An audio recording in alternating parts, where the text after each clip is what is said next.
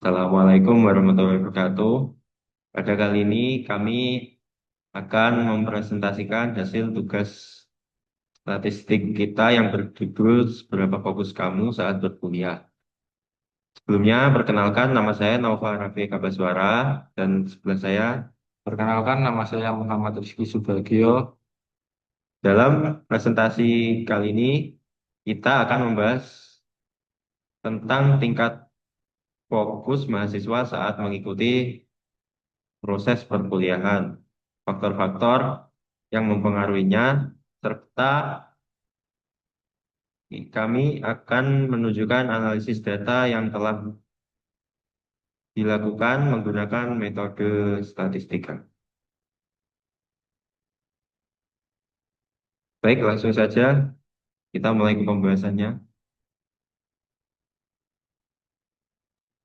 Seberapa fokus kamu saat berkuliah?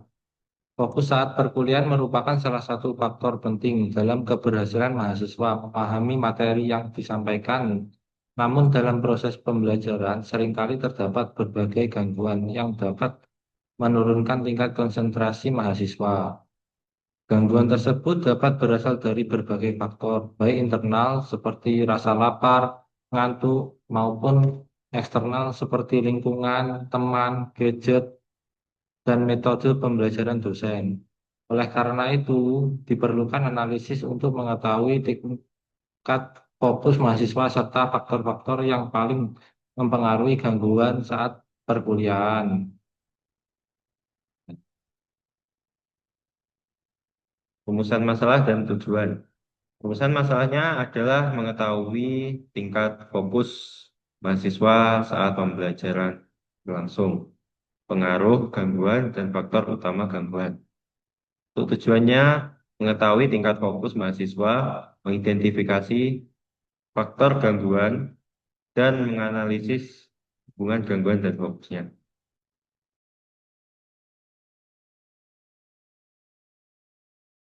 Teknik pengumpulan data. Kami menggunakan Google Form untuk mengambil data dari mahasiswa, seberapa fokus dia saat jam pelajaran dimulai.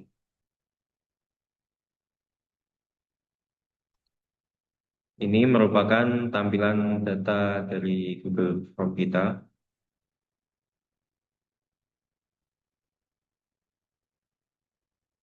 Berikut penyajian-penyajian data dalam bentuk grafik.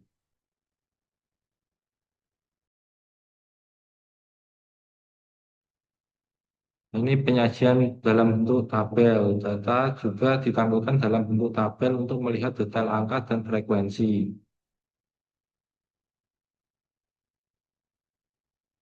Selanjutnya, kita akan sajikan data dalam bentuk ukuran-ukuran datanya. Mean adalah rata-rata dari seluruh data yang diperoleh. Kiri adalah contoh dari pengerjaan SPSS, yang kanan adalah pengerjaan manual.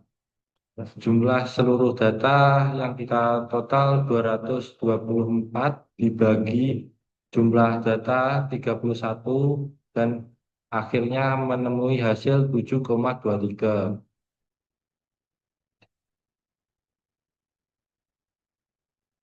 Selanjutnya adalah median. Median adalah nilai tengah dari data yang telah diurutkan. Hitung langsung untuk data ganjil atau dengan rata-rata dua nilai tengah untuk data genap. Sebelah kiri bawah ada tampilan dari aplikasi SPSS dan di sebelah kanan adalah hitungan manual kita. Di sini rumusnya adalah median sama dengan X N ditambah satu dibagi 2. Ini N adalah jumlah data kita. Jadi 31 ditambah satu hasilnya 32 dan setelah itu dibagi 2 menjadi 16. Lalu kita lihat data yang sudah kita urutkan di sini. Data ke-16 muncul adalah angka 8. Jadi median kita adalah 8. Selanjutnya modus. Modus adalah data yang sering banyak muncul. itu adalah contoh bawah kiri, contoh dari SPSS, yang kanan hitung manual. Value 3 satu kali keluar, 5 5 kali keluar, 6 3 kali keluar, 7 6 kali keluar, 8 11 kali keluar, 9 2 kali keluar, 10 3 kali keluar. Nah, data terbanyak yang sering keluar adalah angka 8, yaitu 11 kali keluar.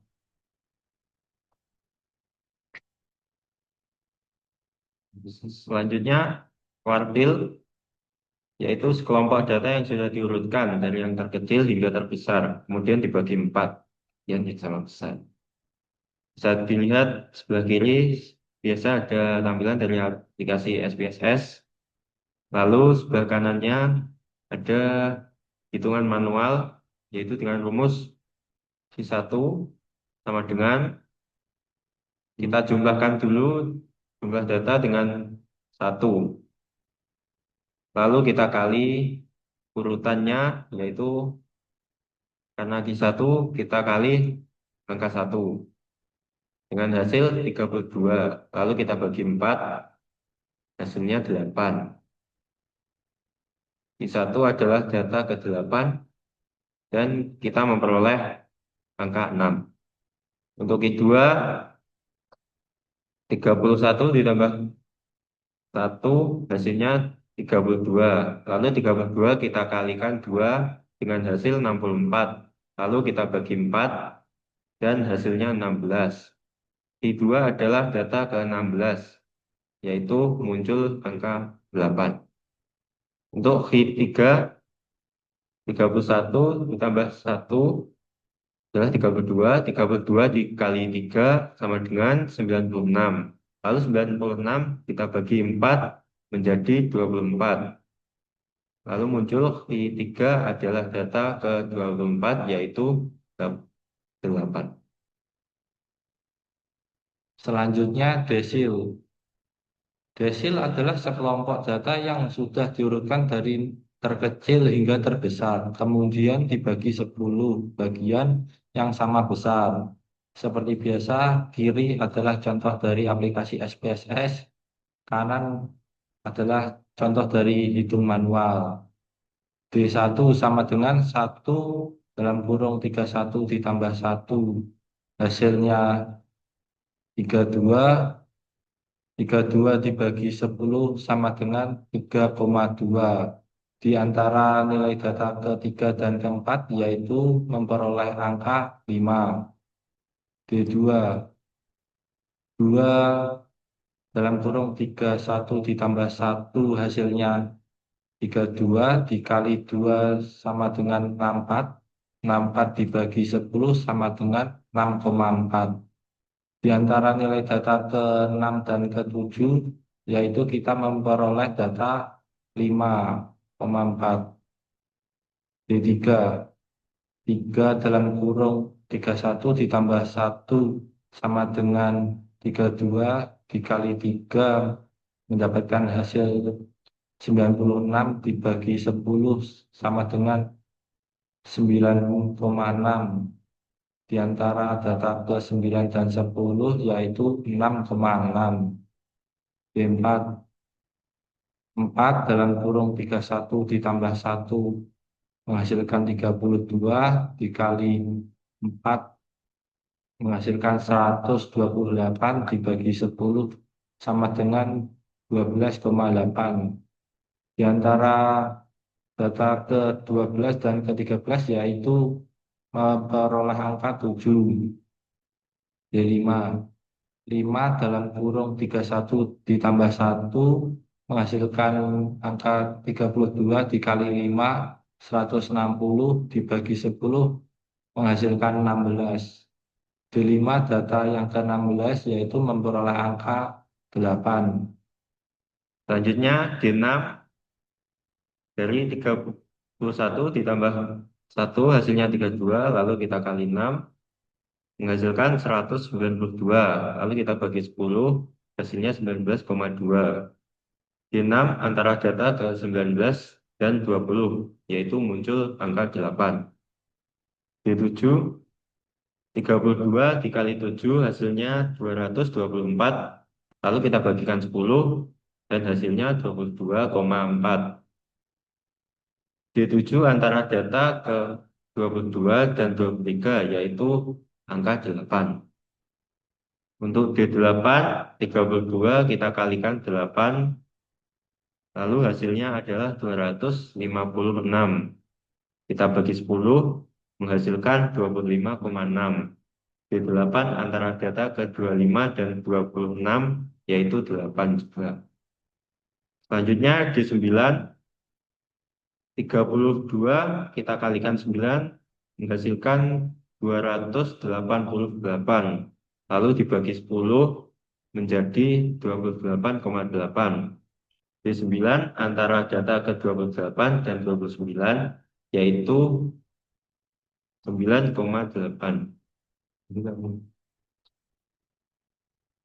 Selanjutnya kita beranjak ke range.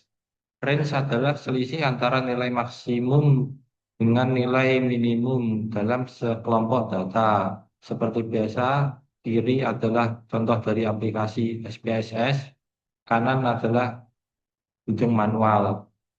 R sama dengan X max dikurangi X minimum. Total nilai terbesar saya adalah 10 dan paling kecil adalah 3. Mendapatkan hasil 7.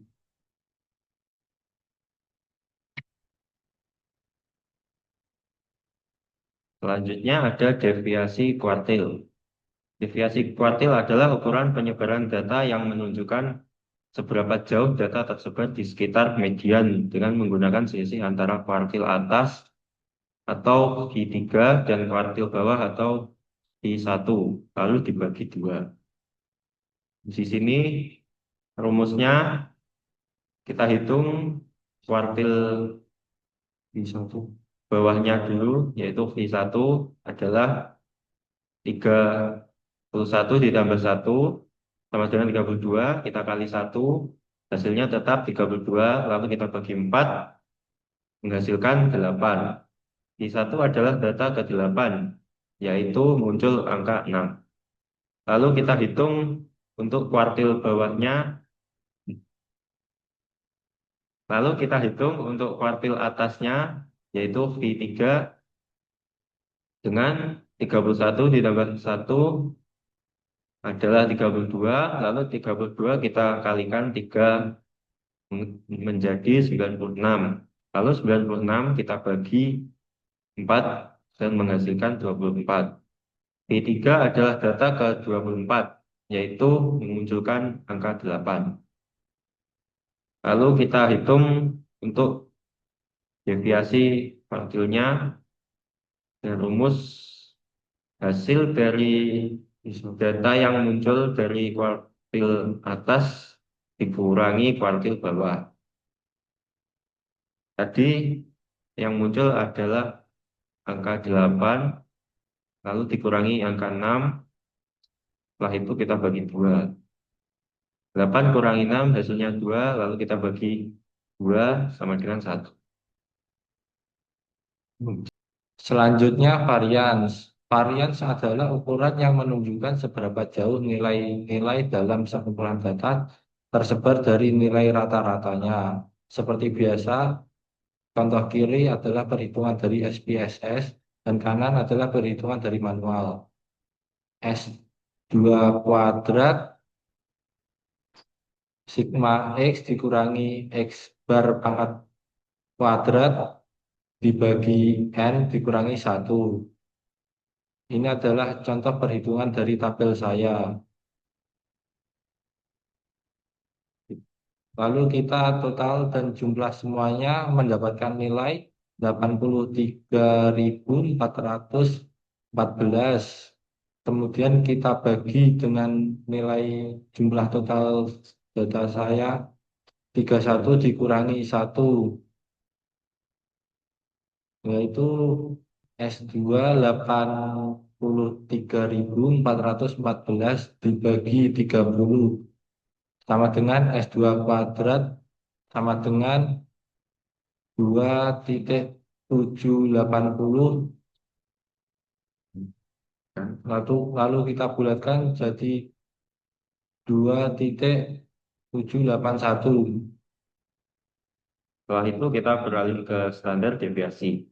Standar deviasi merupakan nilai statistik yang mengukur seberapa jauh sebaran data dari nilai rata-ratanya. Kita bisa lihat itu tampilan dari aplikasi SPS-nya di sebelah kiri, lalu untuk hitung manualnya di sebelah kanan. Kita hitung manualnya S sama dengan akar S kuadrat sama dengan akar dari sigma F1 dalam kurung X1 dikurangi X bar kuadrat. Lalu kita bagi N dikurangi 1. S kita memperoleh hasil 83,43. Lalu kita akar hasilnya adalah 2,78. Kita akar lagi menjadi 1,67. Sekian presentasi dari kelompok kami. Bila ada kurang lebihnya kami minta maaf. Terima kasih. Wassalamualaikum. Wassalamualaikum warahmatullahi wabarakatuh.